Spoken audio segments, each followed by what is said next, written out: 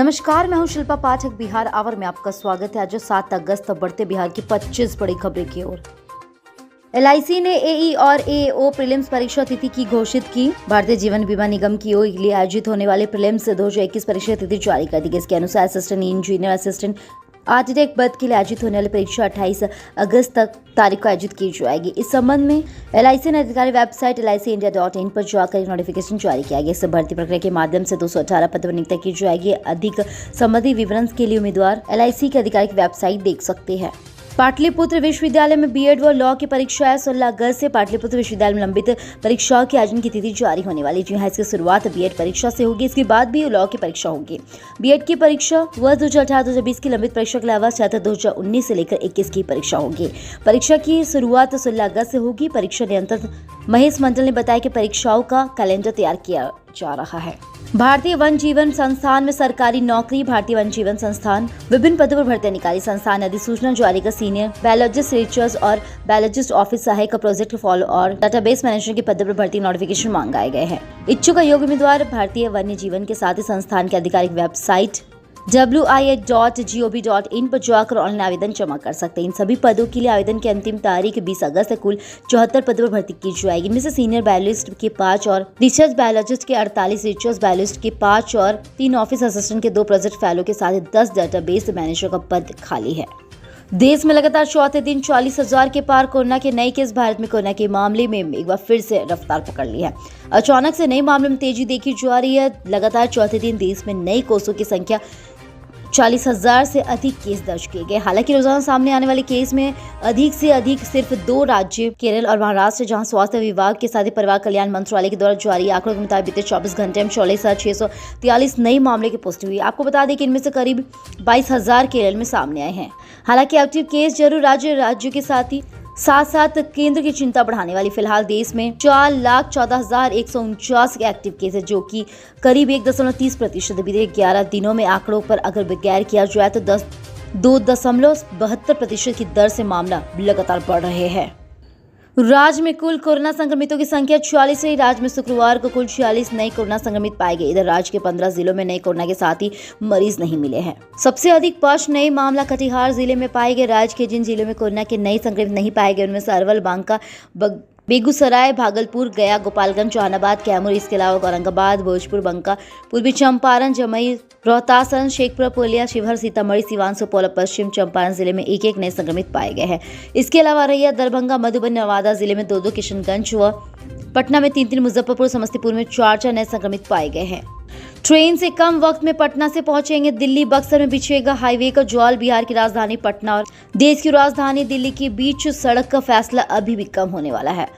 फासला को देखते हुए बक्सर से यूपी के गाजीपुर जिले में हदिया तक बनने वाले नई हाईवे से लेकर लोग ट्रेन भी पहले रोड के जरिए दिल्ली पहुंच जाएंगे। बक्सर से 2 नई हाईवे की मंजूरी मिली है, जबकि 1 नई हाईवे का प्रस्ताव राज्य सरकार ने केंद्र को भेज दिया। इन सड़कों के बन जाने पर बिहार के भोजपुर, रोहतास जिले के बड़े हिस्से, पटना, जहानाबाद, अरवल, बिहार शरीफ समेत कई जिलों के लोगों को काफी फायदा होगा। डॉक्टर रंजन ने किया पल्स थेरेपी से कोरोना की तेज रिकवरी का दावा। पटना एम्स के चेस्ट रोग विभाग के द्वारा भूतपूर्व चिकित्सक डॉक्टर अभिषेक रंजन ने कोरोना संक्रमितों के इलाज में विटामिन डी पर बड़ी स्टडी की है। उन्होंने दावा किया कि पल्स थेरेपी से कोरोना संक्रमितों को गंभीर होने से बचाया जा सकता है। साथ ही दावा है कि इससे मरीजों में रिकवरी कई गुना तेज हो सकता है। उनका यह भी कहना है कि विटामिन डी को इलाज में शामिल कर कोरोना के सम्मिलित लहरों को बड़े पैमाने पर संक्रमितों को गंभीर होने से बचाया जा सकता है। पल्स थेरेपी मरीज की उम्र, वजन और उसके स्वास्थ्य को लेकर दी जाती है। अगर मरीज वृद्ध है तो बीमार है तो डोज अधिक दी जाती है। विटामिन की 2 डोज देनी है। हाई डोज में विटामिन डी इम्यूनिटी को बढ़ाती है। प्रस्ताव लीक मामले में अब होगी कार्रवाई। शुरू हुई विभागीय जांच। राज्य निर्वाचन आयोग से पंचायती राज विभाग को भेजा गया प्रस्ताव लीक होने के मामले में पंचायती राज विभाग ने विभागीय जांच शुरू कर दी है। सरकार ने मंजूरी मिलने के बाद सार्वजनिक रूप में इस प्रस्ताव से चुनावी तरीके से ऐलान में परेशानी बढ़ा दी है। राज्य निर्वाचन आयोग ने अब नए तरीकों के साथ नया प्रस्ताव तैयार करना होगा। अति गोपनीय माने जाने वाले चुनावी प्रस्ताव के लीक होने के बाद पंचायती राज विभाग में हड़कंप मचा। पंचायती राज विभाग अब इस मामले की जांच कर रही है। आखिर ये प्रस्ताव कैसे लीक हुआ, मामले संलिप्त अधिकारियों और कर्मचारियों पर कार्यवाही की भी बात कही जा रही है।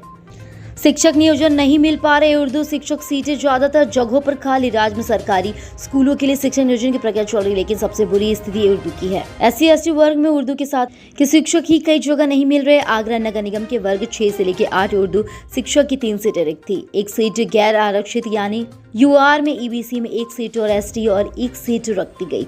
इन तीनों सीटों में UR और EBC में 2 अभ्यर्थी आए गए। ST वर्ग में किसी का चयन नहीं हो पाया। जानकारी है कि इस वर्ग में कोई आवेदन नहीं हो पाया था।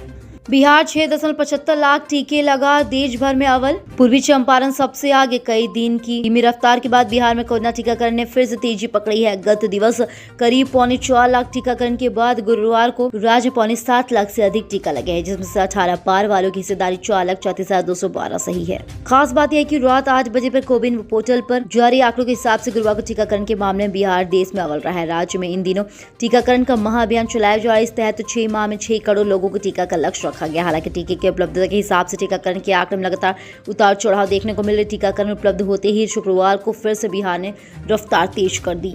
घटिया अनाज देने वालों की खैनी दुकानदार के साथ नपेंगे अधिकारी। बिहार की सरकार ने राज्य की जनता को घटिया अनाज देने वालों के खिलाफ सख्त कार्रवाई करने का आदेश जारी किया है। खाद्य उपभोक्ता संरक्षण मंत्री लेसी सिंह ने पदाधिकारियों को निर्देश दिया कि राशन धारकारियों के साथ ही घटिया अनाज देने की शिकायत मिलने पर तत्काल कार्रवाई के लिए सूचना मिलने के बाद 24 घंटे के अंदर अनाज बदलकर गुणवत्तापूर्ण अनाज डीलर को मुहैया कराए। किसी भी सूरत में घटिया अनाज नहीं बांटा जाना चाहिए। अगर कहीं ऐसा होता है तो जन वितरण दुकानदारों के साथ साथ प्रखंड आपूर्ति पदाधिकारी पर तत्काल कठोर कार्रवाई की जाएगी। साथ ही अन्य दोषी कर्मियों पर कठोर कार्रवाई होगी।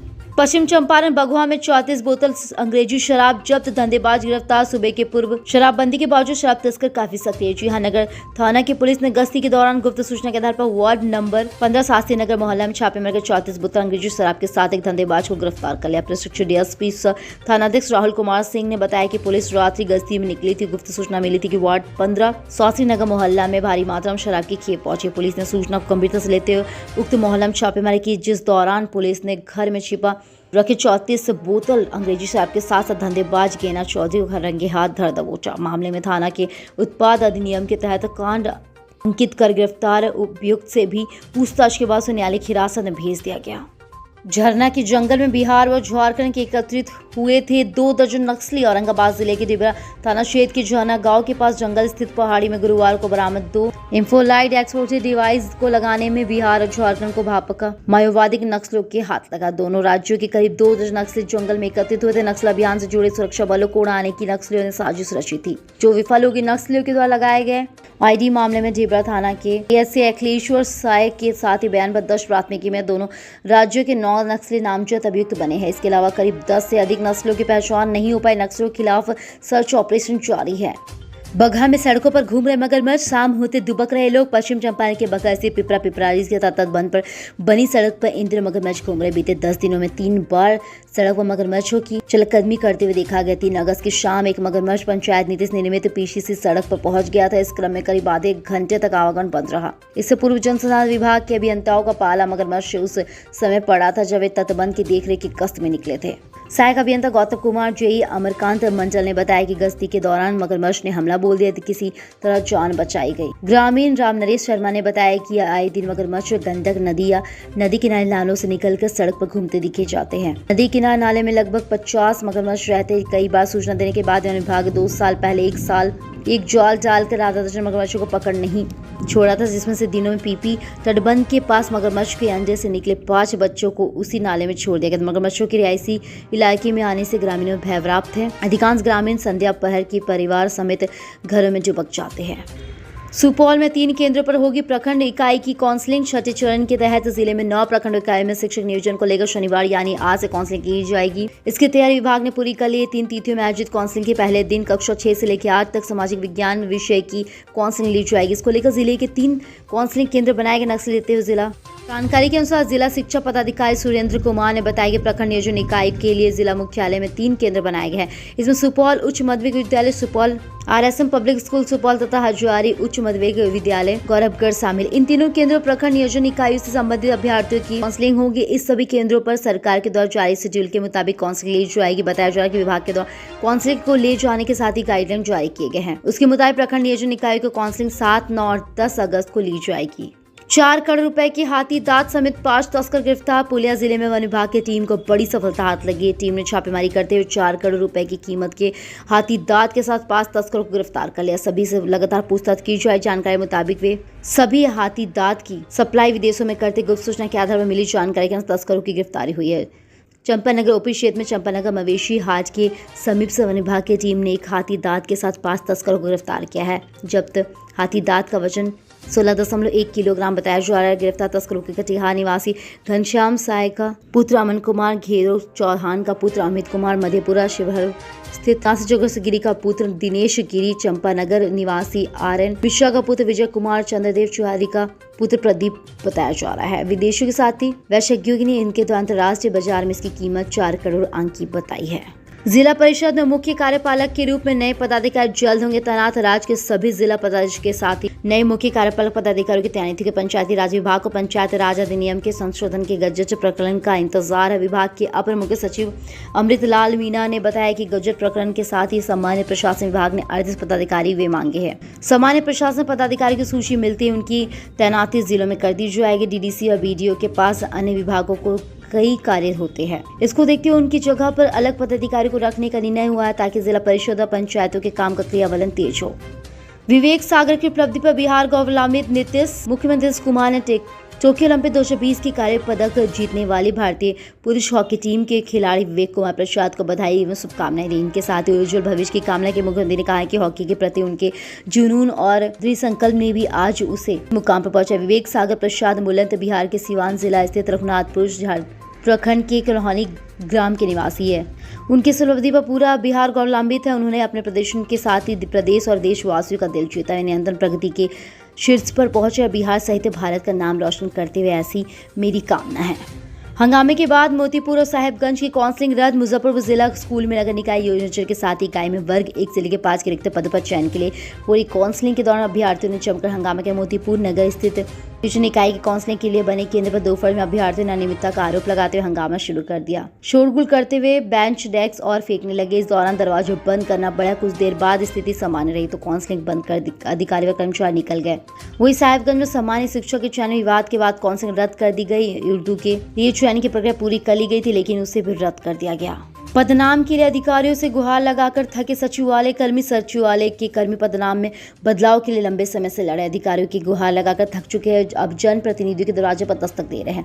पदनाम बदलने के नाम के बाद बिहार सचिवालय सेवा संघ के प्रतिनिधि ने भी शुक्रवार को शिक्षा और संसदीय कार्य मंत्री विजय कुमार चौधरी से मुलाकात की। उनके ज्ञापन सभा के साथ इससे पहले जदयू संसदीय बोर्ड के अध्यक्ष उपेंद्र कुशवाहा को भी ज्ञापन दिया गया। प्रतिनिधि मंडल का कहना कि राज्य सरकार ने 1999 ही केंद्र की तर्ज पर सचिवालय सगढ़ के संगठन का फैसला किया था। उसी समय सचिवालय सहायक का पदनाम बदलने की मांग उठाई गई थी। केंद्र में सचिवालय सहायक को अनुभाग अधिकारी का पदनाम दिया गया था। संघ के महासचिव प्रशांत कुमार ने मंत्री को बताया कि राज्य विभाजन के लिए झारखंड सरकार ने भी सहायक का नाम बदलकर सहायक प्रसारण पदाधिकारी कर दिया था। उड़ीसा के गुजरात तमिलनाडु सहित कई राज्यों सचिवालय सहायक के पदनाम में परिवर्तन किया गया है।